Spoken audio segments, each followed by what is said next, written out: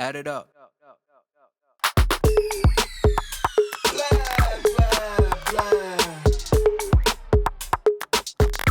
Welcome everyone, welcome back to Pizza Talks. I'm Theano.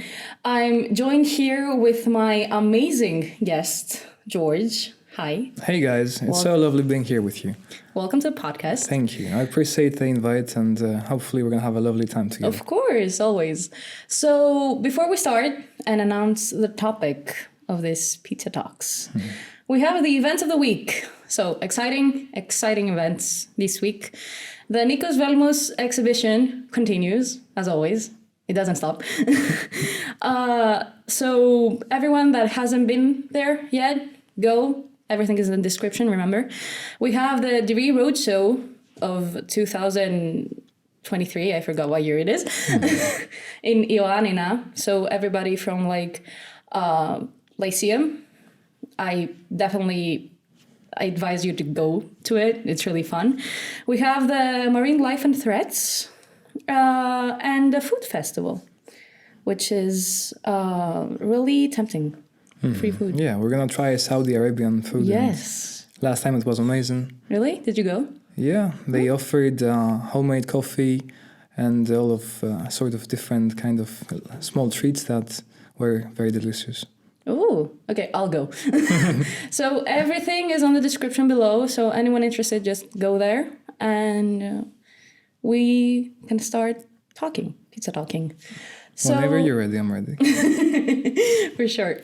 So today's topic is basically motivation and self-empowerment. Wow. Yes, and I think I have the perfect guest with me, the president of the student associations. And I wanted to ask you, actually, how do you feel like in this position and like how is your experience so far? It's kind of controversial. It depends, really. I mean, being the president, whoever it might be, currently I am the one. But it is upon the person himself or herself of how they're going to manage it, what they're going to make out of it. It doesn't come with predetermined guidelines. It doesn't come with a toolkit. We have the constitution that we can address upon. But the way you want to run it, along with your team, is totally up to you. So if you want to be more laid back and appreciate whatever is given to you, then good. If you want to be engaged and active, then that's also your choice. For me, it was a long ride coming up to here and kind of unexpected. I always had in the back of my head that one day potentially I'd want to run for this position, but I never knew when the right moment would come. When I joined college, all I wanted to do was to escape comfort zone and to try out new things. I had just returned from the Netherlands, where I was studying before, for 2.5 years, and I was also working there. And things didn't turn out the way they're supposed to. That never happens in life, really. Yeah. When you make plans, they say God's laughing. But The famous song. yes. But I really wanted to do something that would help me grow as an individual and be of use, to have a sense of purpose and a sense of belonging. So slowly I started pushing myself beyond the boundaries, and I said to myself, look, George, I know it's going to be tough, I know it's going to be a hard ride, but it's a journey that you want to take. Because if you sit in the back of the room without being active, then you won't be making the most out of your time here and your money, because we're all paying for this.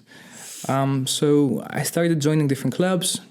I started becoming part of organizations such as the Ambassadors, where I fell in love with the people there. They were great motivators. They were great people who could see your potential and bring the best out of you and make you challenge yourself. And also I was so into the Deree life that I was joining every single event, because by doing something beyond your own comfort is an opportunity for you to learn, grow, and potentially see whether it is of your interest, and then you start cultivating upon it. it's always good to try out new things, and Deree offers plenty of opportunities for you to do that. So I started falling in love with this environment. I started feeling like this is my home and a place where I can have happy Aww. and beautiful. That's so cute. Yeah, it's a long journey, but I came up to this point only because I wanted to help, I wanted to give back, and at the same time, while you are in this kind of journey, things happen. People come along and they tell you, maybe you should try this, maybe you should try that. Oh, I'm sure you're gonna be great at this. Oh, maybe, this is not right for you. What about we reevaluate and we check again? So for me, it was more about wanting to help, and then the rest followed. We ran a great campaign.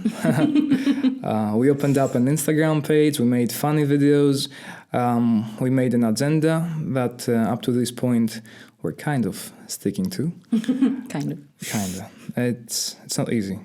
I mean, yeah, it's like lots of like organizing and getting people together. I mean, it's obvious that some things are not going to go the way you want them to, but you got to like push through the difficulties and like go to the next thing.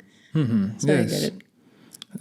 It's every day you adapt upon the circumstances that you're facing. So you don't really know what's gonna happen. You might have a small sense, but things change so fast today that you have to be ready for anything.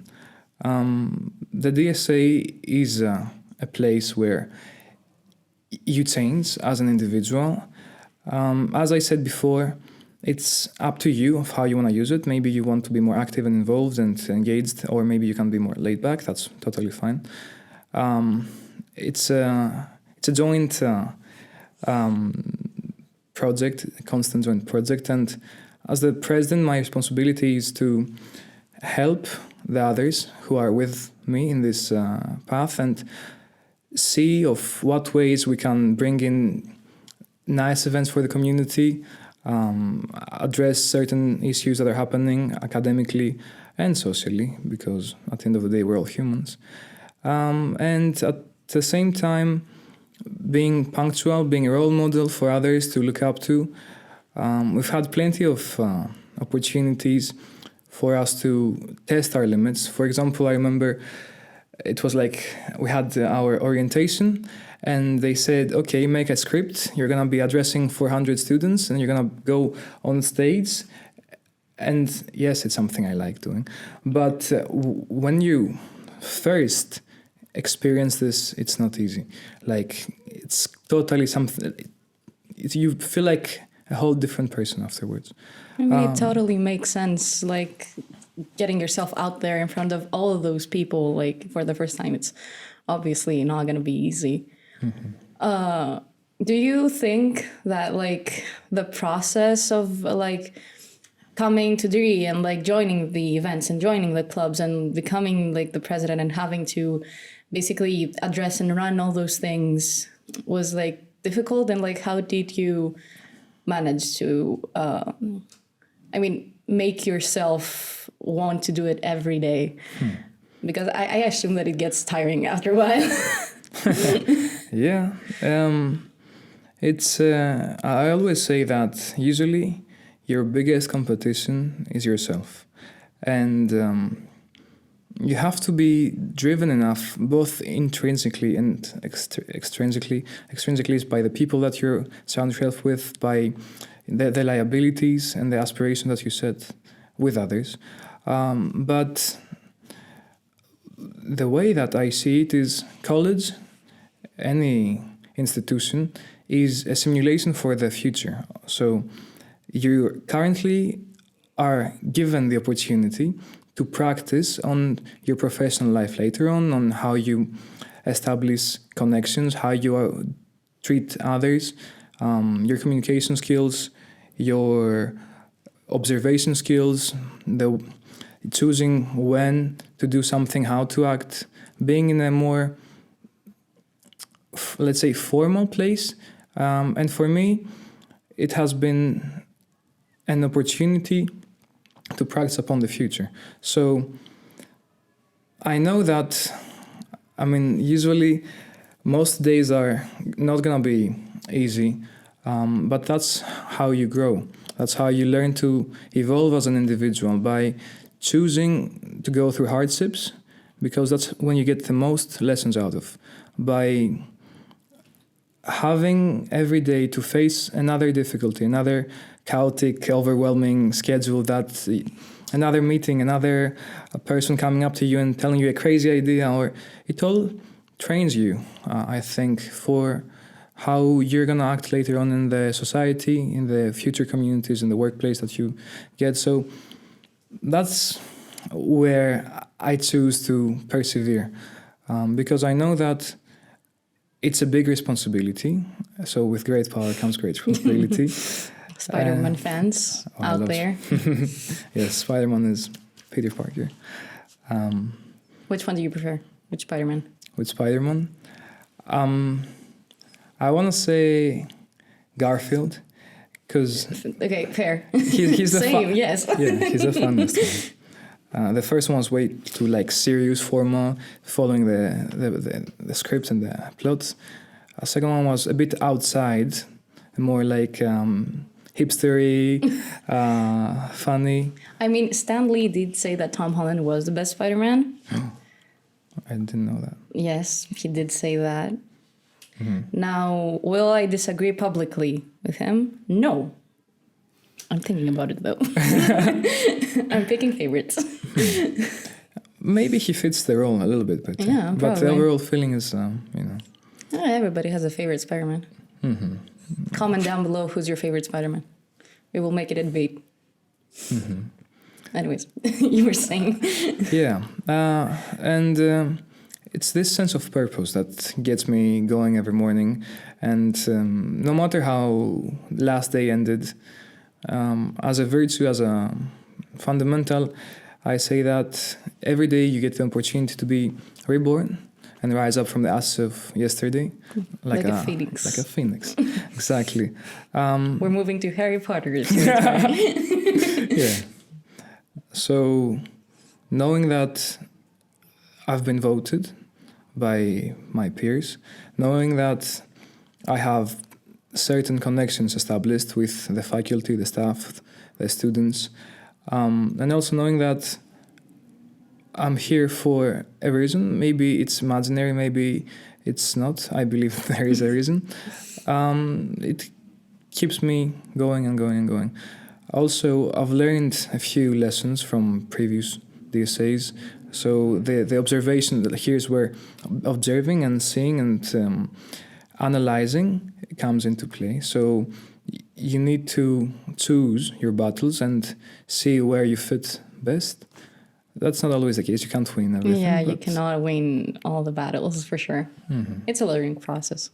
Yes. For sure. Do you, when you have those days where you're not feeling your best or, something went wrong, do you, have any tips or tricks that you do that, get you going? Because, me personally, I usually take, a day off and then try to reorganize my thoughts and, put everything in place so I can, keep moving when everything gets too much and too overwhelming.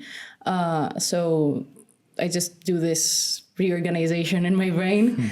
That's a good practice. Yeah, but what do you do? Things can get really busy, and there's always an agenda. There's always something that needs to be done, usually either by me or the team, and I have to be on top of. I don't like to micromanage people. I like people to have their own autonomy and be expressive and creative. But I need to be there as a supervisor. Gentle parenting at its finest. Yeah. During the bad days, it's without bad days you cannot have good days. So it balances it out. I know that no matter what, tomorrow might be better. Or I acknowledge that, hey, it's a bad day, but the world doesn't come to an end here. We keep on going. Usually I try to be very positive and energetic as a person, so if there is something that's irritating me, I won't let it come to the outside. It's something that I'm gonna have to deal with by myself at my own time. But yeah, we're also human beings, and we need to steam off somehow. There was a period where, like last semester, while being the president, I was also working part-time, 20-something hours, also the weekends. And Why? I needed to help back the family. It wasn't, things are not always, the way you plan them, as I say. Okay, fair enough. I mean, it wasn't like, I just wanted to like put something extra on my schedule. An extra hat. An extra hat is responsibility on my head. No. I was thinking like I don't do the same thing. But it was also a learning opportunity. So those are things that are not being taught in textbooks or inside classrooms, along with the responsibility or being a member of a community. That's why I choose it. Now, I don't think I have something more to add. I just... you have these people when you're feeling bad or moody or swingy, and you look at them, and then they remind you of what you were fighting for. And you're like, maybe the problem I'm facing right now is not that crazy big of a deal. Yeah. So that's, I guess my secret power could be the people I love. And so cute. Yeah. That is actually a really nice way to put it. Like, not hanging on exactly, but reaching out to the people that you love and you care about, and they make you feel at peace, basically. Personally, when I'm having like difficult days, I cannot deal with wasting my social battery at all. Like if I'm having a bad day, I cannot waste any ounce of it. I need to like cling on it so I can get the job done. So it's nice to have like people that don't, not exactly waste, but they don't drain you, and that you feel safe with to be around and relax and like let go of things. So you can like feel at peace and like even in your bad days have a little bit of fun. Yeah, this is something that comes by itself. So as a president and being very social, there are so many people that you get to interact with, but you have to choose. You don't choose. It's like it's a two-way thing. So some people might fit you and be a reflection of yourself, a mirror image, and then that's how you know that there is a great connection established. But there are also the people that you mentioned. So they don't know when to stop asking for things. So like they're vampires and they're trying to drain you and take all of your energy away. This is also the case. In these situations, vampires. They drain energy. But in this kind of situations, speaking of experience and working also on my confrontation skills, because it's not easy. If you're a person who's trying to say yes every time, you need to know that you have certain priorities within your day, and sometimes enough is enough, in the kindest and sweetest manner. How you figure out how to do that? Because I need that tip. Because I don't know how to, like, I don't actually know how to say no, but not in the way that, if like they'll be mad, but in the way that, I want to do this and that, and like I want to do everything, and I want to help everyone. So like it's important to say no. Still trying to figure that out. Yes. The only way feasible is practice. So it comes with practice. At any point where you see someone that's overwhelming or taking too much of who you are without you wanting, like really wanting, then you say, thank you, I acknowledge, it's nothing personal, but I have something else that I need to work on, or I need to be you find an excuse without trying to insult the other person. You will be in touch. This is a magic sentence. Yeah, that's true. We'll talk about it.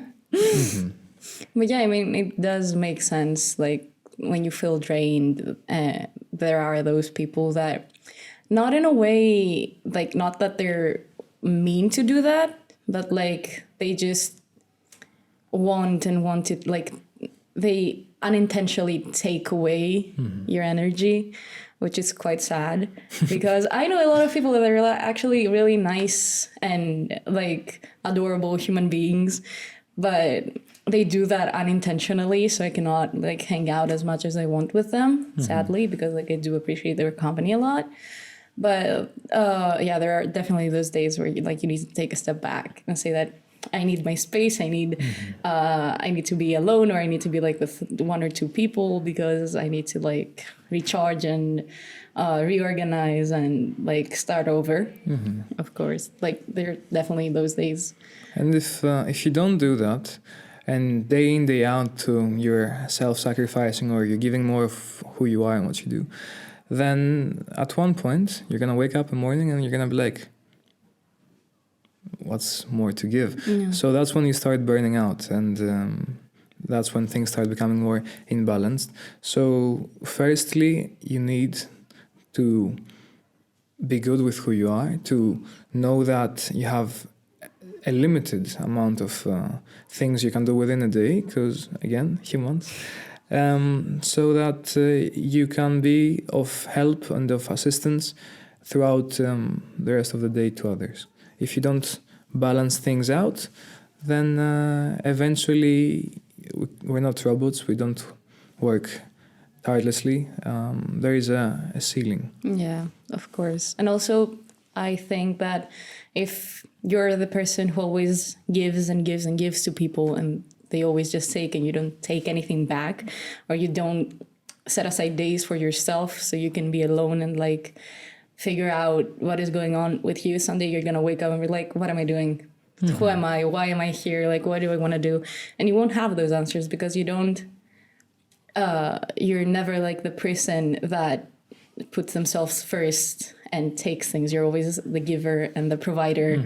So it's definitely important to have those days where you want to be you, and like you will be the only one to take from you. That's very nicely put. Yes. Yeah.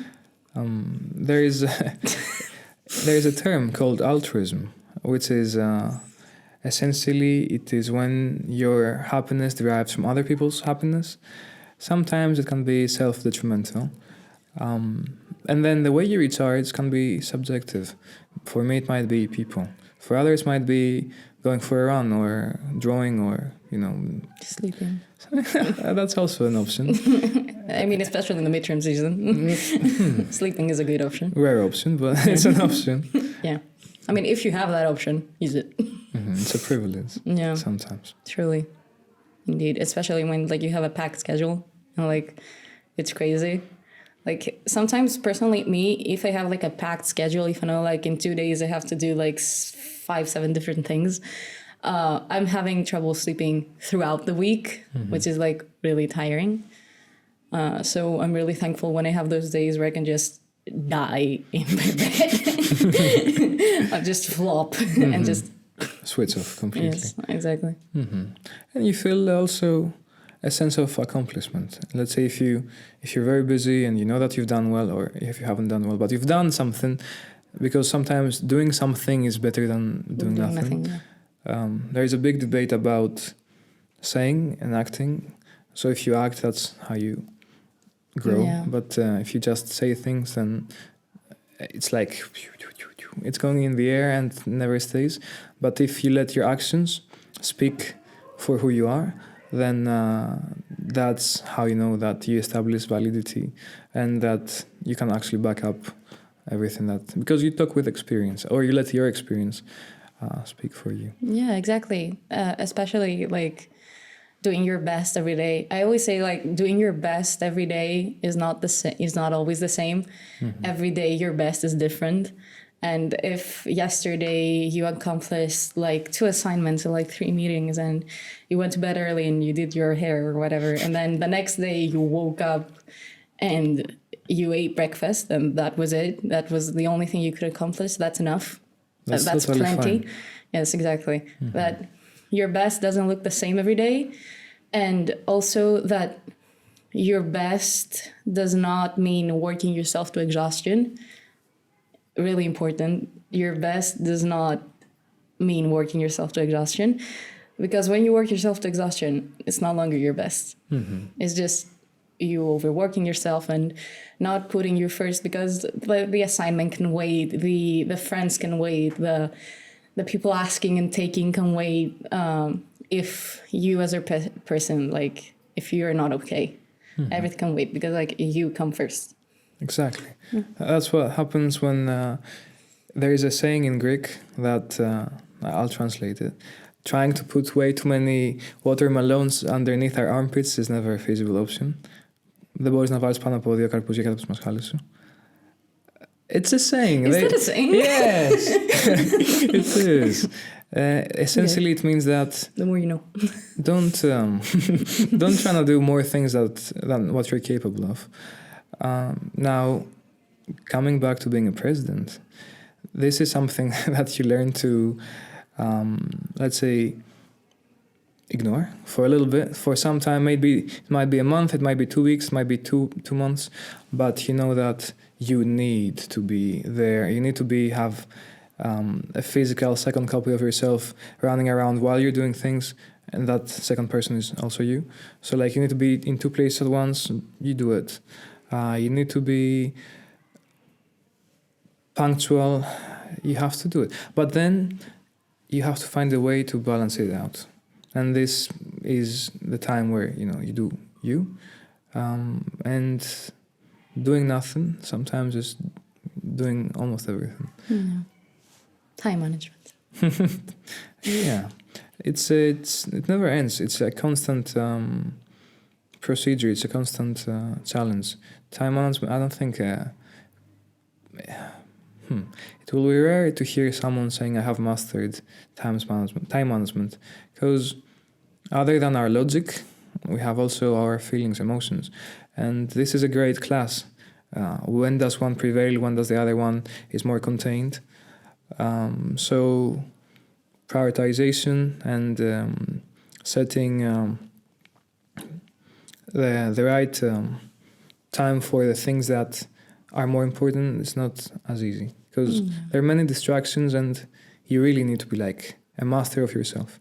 And I think we're a bit, I won't say young, because age does not define really, it's about the experiences, but it takes more time to learn to manage time. Yeah, of course. But like, it's a great tool, because like you can...